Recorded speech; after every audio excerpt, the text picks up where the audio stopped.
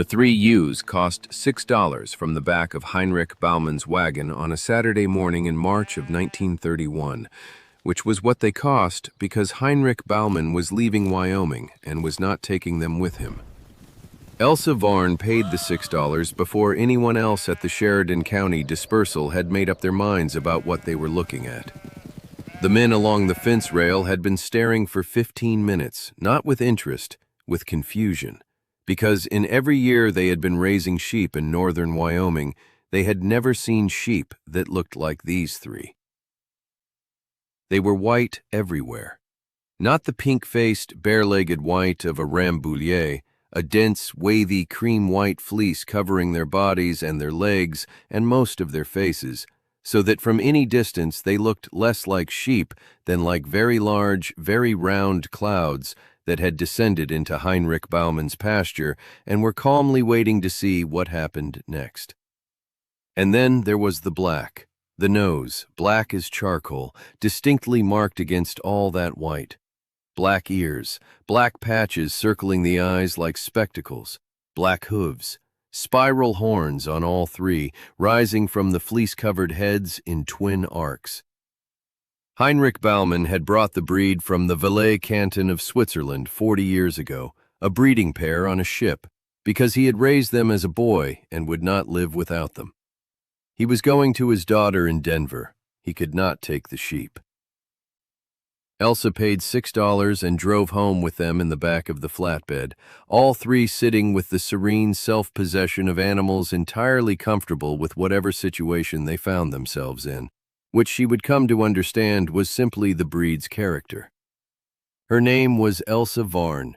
She was 24 years old and had been running the Varne homestead alone for 14 months, since her father died of pneumonia in January of 1930, and left her 130 acres of good Wyoming grass in the foothills of the Bighorn Mountains, 60 Rambouillet ewes, a reliable well, and a note on the kitchen table that said, "You always knew this land better than I did."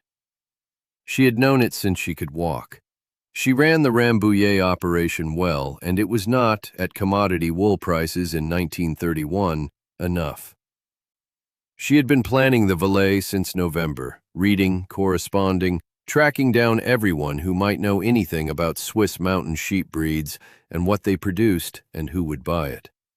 She had written to a Swiss textile importer in Denver named Ernst Keller, whose name she'd found in a wool trade journal. She had written twice before he responded. When he did, his letter ran to 4 pages and included prices. She had not misread them. The Valais Blacknose produced fleece unlike her Rambouillets were giving her. Not finer. At 38 to 42 microns, it was coarser than apparel wools, but with a particular density and crimp that made it exceptional for felting. Industrial felt, hat makers, rug weavers, the European craft traditions that Swiss and German immigrant artisans in Chicago and Denver had been trying to supply from American sources for years. American wool at commodity grade was not the right fiber for what they did. Valais Blacknose fleece, dense, long-stapled, with the specific alpine crimp that produced consistent, durable felt, was what they needed, and there was essentially none of it available in the American West. Ernst Keller was prepared to pay 38 cents per pound for clean, skirted Valais Blacknose fleece, twice yearly. The current commodity price for Rambouillet wool was 9 cents per pound. A mature Valais ewe produced 6 to 8 pounds per shearing, 2 shearings per year. The arithmetic made itself clear in November and had not changed by March.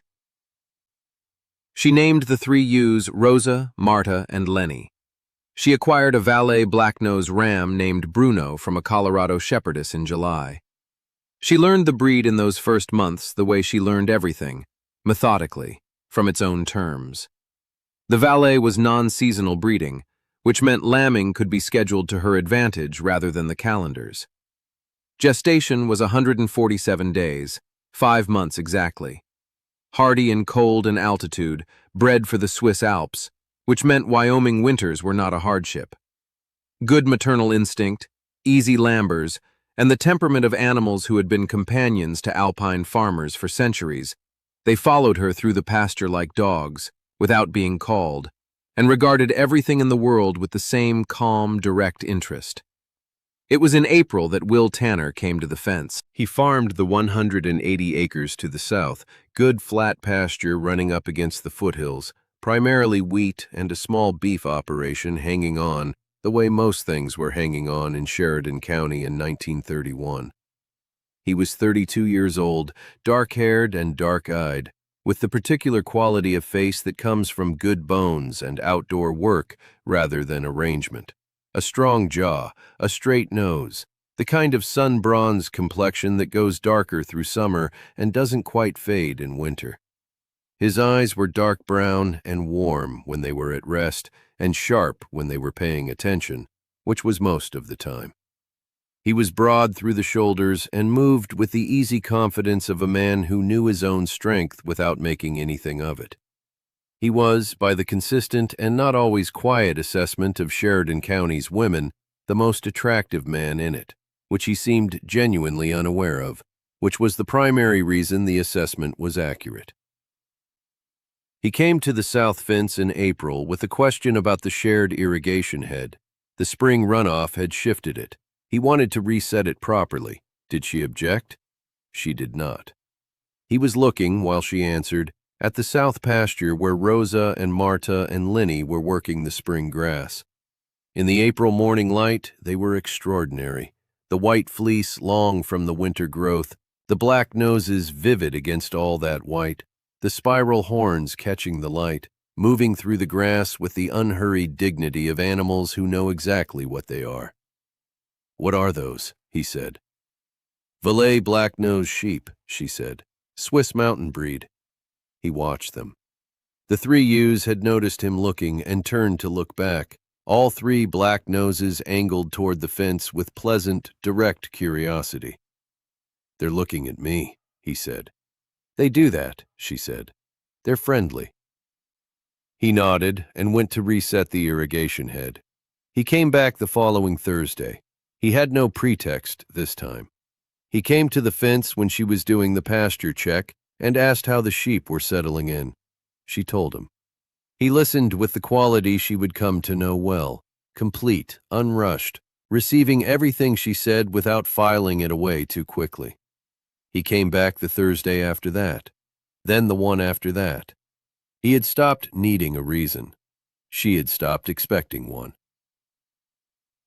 Before we find out what Elsa builds from 3 Swiss ewes nobody in Wyoming could name, tell us in the comments where you're watching from.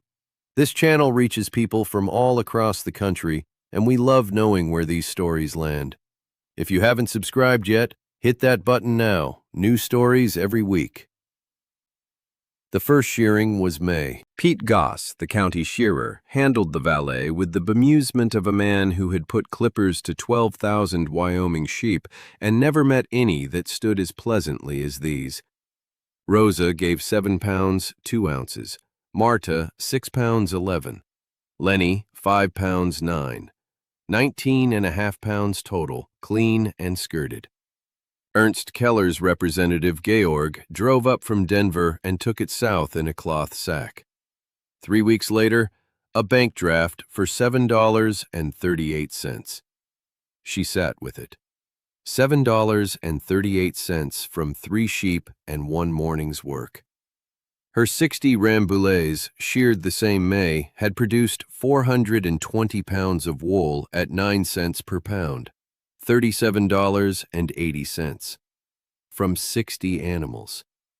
The Valais produced nearly 4 times the return per animal from a flock that lived on pasture her Rambouillets couldn't use efficiently and followed her around like dogs. She wrote to Keller about a formal contract. He committed to 38 cents per pound, spring and autumn, minimum 50 pounds per delivery for 2 years. If she could reach 30 animals, he could introduce her to a Chicago buyer working at larger volume. She did not tell the county about the contract. Plans, in her experience, were better carried than announced. The county formed its opinions without her assistance. Herb Stanton at the feed store said they were the ugliest sheep he'd ever seen.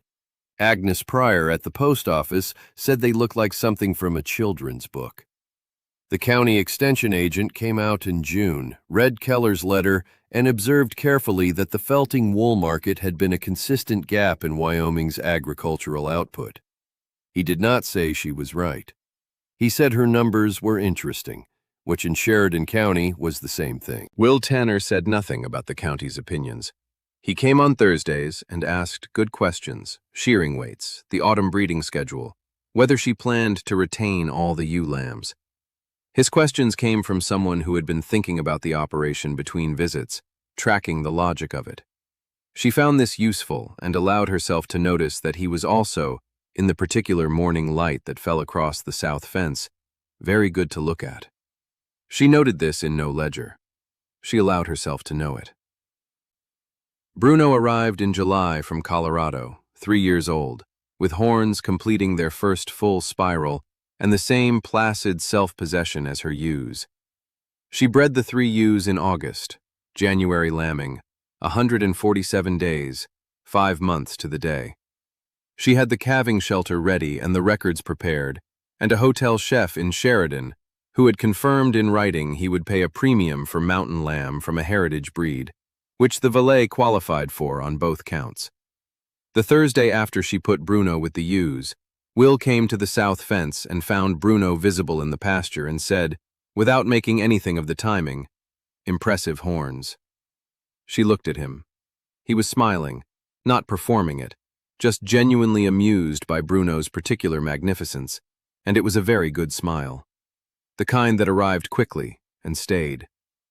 She had been noticing, over the months, that he had several expressions worth watching, and this was the best one.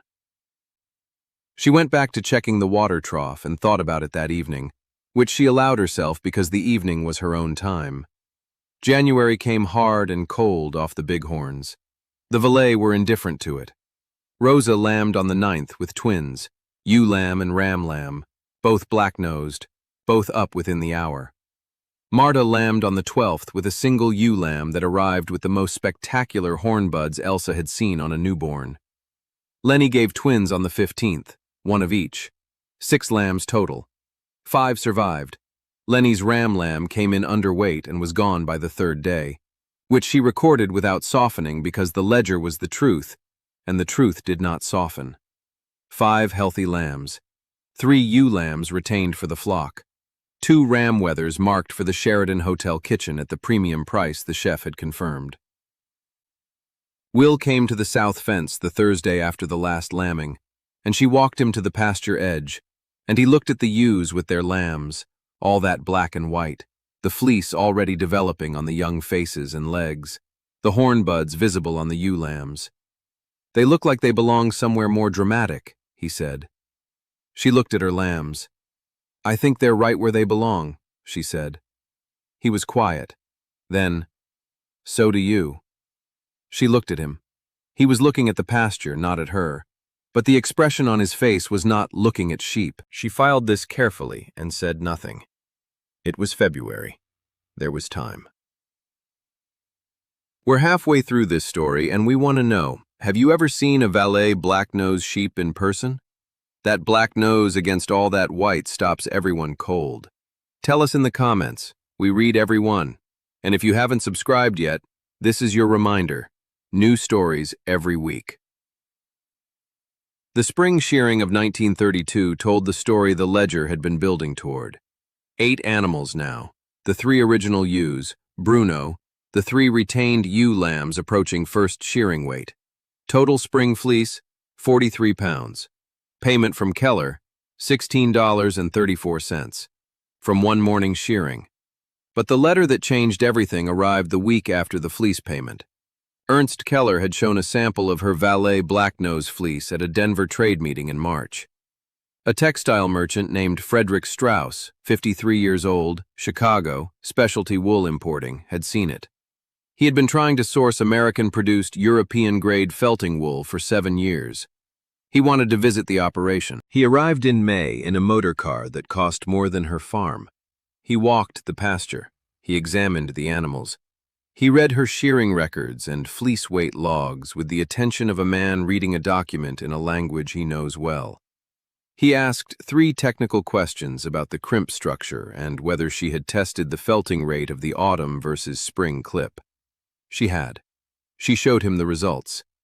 He offered a contract on the spot. Exclusive supply of Valais Blacknose fleece for 3 years at 45 cents per pound, 7 cents above Keller's current rate. Guaranteed volume of minimum 100 pounds per delivery, twice yearly, with a performance bonus above 150. He also wanted a breeding pair, 1 ewe lamb and Bruno, on a year-1 lease for a Wisconsin operation he was establishing. The lease, $200. She did not let her face do anything when he said the number. She said she would have an answer by Friday. Thursday evening, she ran the arithmetic. The Strauss contract at full volume, both deliveries, the breeding lease, the hotel lamb sales, the secondary Rambouillet income. Each time she ran it, the same annual figure appeared at the bottom of the page. She sat with it for a long time. It was more money than her father had made in any 3 years combined. She sent her answer Friday morning. She accepted, with 2 modifications to the payment terms that her reading of the contract had identified. Strauss accepted both without negotiation, which told her she had asked for too little. She signed the contract on a Saturday afternoon with Will Tanner sitting at her kitchen table. He had arrived 2 days early that week without explaining the change, and she had let him in and told him what had happened. The Strauss visit, the offer, the price, the lease. He listened to all of it. Then, "You should have asked for more on the lease." "I did," she said. He took it. Will looked at the contract, then at her. Then he smiled, the full smile, the one she had been filing carefully since April of the previous year, and said, "I knew you would." She signed. Then she said, "The Marsh place." He looked at her. "It's been sitting empty since October," she said. "The bank wants $850. She pushed a ledger across the table. The Strauss contract covers the down payment from the first delivery alone. The combined first-year income services the note and leaves enough to run both operations. He read the ledger. He turned the page. He read the projections. He was quiet longer than usual. "That's 220 acres total," he said. 230, she said. "The Marsh property has a creek." He looked up. He had an expression she had not seen on him before. Not surprise, something more like recognition. The look of a man who has been watching something develop for 14 months and is seeing it arrive. "Elsa," he said. She waited. He put the ledger down. He looked at her with the look she had been filing carefully all that time without drawing conclusions from, except that she had drawn every conclusion from it. She had been waiting to see if he would get there. "I have been trying to find the right moment to say something," he said. "I think there isn't a right moment. There's just the one in front of you." "Say it then," she said. He reached across the table and put his hand over hers. He said, "I want to be part of whatever this becomes. The operation, the second farm." He paused. "You." She looked at his hand on hers, at the ledger, at the contract beside it, at 14 months of Thursday visits and good questions, and a man who had never once told her what to do with her sheep. "About time," she said. He laughed, the full kind, unguarded, and she had not heard it before, and she liked it immediately and permanently. They were married in October of 1932 in the Sheridan County church, attended by a community that had formed opinions about Elsa Varne's sheep for 18 months and wanted to see what came next. She wore her mother's dress, ivory cotton altered to fit her height, and walked down the aisle with the composed certainty she brought to everything. Will stood at the altar and watched her come toward him with the expression of a man who has been watching something come toward him for a long time and has not grown less certain of it at any point in the watching. She stood beside him in front of the Reverend and said her vows the way she kept her ledger, plainly, precisely, meaning every word, and he said his the same way, and that was that. They were married. The county agreed it was the best social of the year, which she noted privately was the first time the county had agreed with a decision of hers without reservation. She bought the marsh property in November, 230 acres, the creek, the good winter pasture she had been calculating into her projections since May. She noted the purchase in the ledger in a third color of ink because it deserved its own column. The flock numbered 22 by the spring of 1933. The Strauss contract ran at full volume. The breeding lease on the Wisconsin operation renewed for a second year. The hotel lamb account expanded to 2 additional wholesale accounts in Cheyenne. The combined income from both farms, the fleece contract, the lease, and the lamb sales, reached $640 in 1933, against the $210 her father had cleared from the Rambouillet operation in his last good year. Their daughter Clara arrived in the spring of 1934, dark-eyed like her father, and decided in character like her mother. Their son Peter followed in 1936, unhurried and self-possessed in the way that would have been Will's even if he hadn't been watching the Valais for 5 years by then. On a May morning in 1937, Elsa was in the south pasture doing the pre-shearing assessment, recording each animal's fleece condition and projected yield in the ledger, when she heard Clara behind her, 4 years old, and running with the focused determination she brought to everything, and Peter toddling behind with the same unhurried self-possession as the flock he had grown up among. Will was at the far fence resetting a winter-loosened post, working with the economical steadiness she had watched from across a property line for 2 years before she had the land to stand on next to it. He looked up and raised a hand. She raised hers. The flock moved around her, 31 animals, all that black and white, Bruno's horns at their third full spiral, the spring fleece at length, the ewe lambs from the last 2 years carrying themselves with the breed's characteristic dignity. Clara had gotten among them and was patting the nearest ewe on the nose, which the ewe accepted with perfect Valais composure. Peter sat down in the grass and waited for the world to come to him.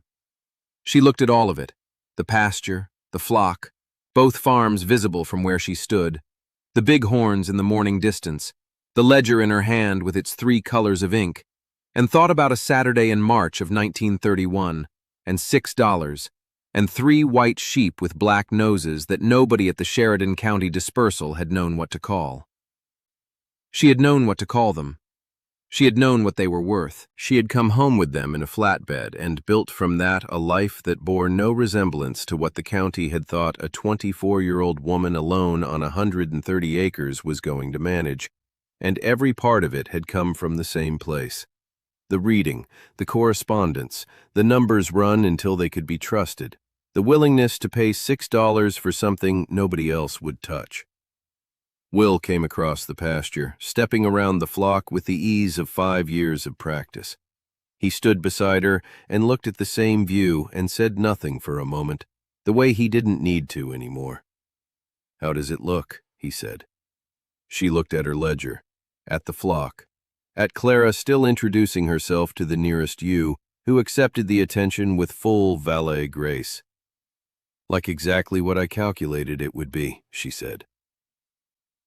If you've made it to the end of this story, thank you. Leave a comment below. What's the best decision you've ever seen someone make that everyone else thought was wrong? Your stories are what makes this community what it is. Subscribe if you haven't already. We'll have a new story for you next week. He put his arm around her. She leaned into it and kept looking at the ledger, and he looked at the mountains, and the flock moved around them in the May morning light.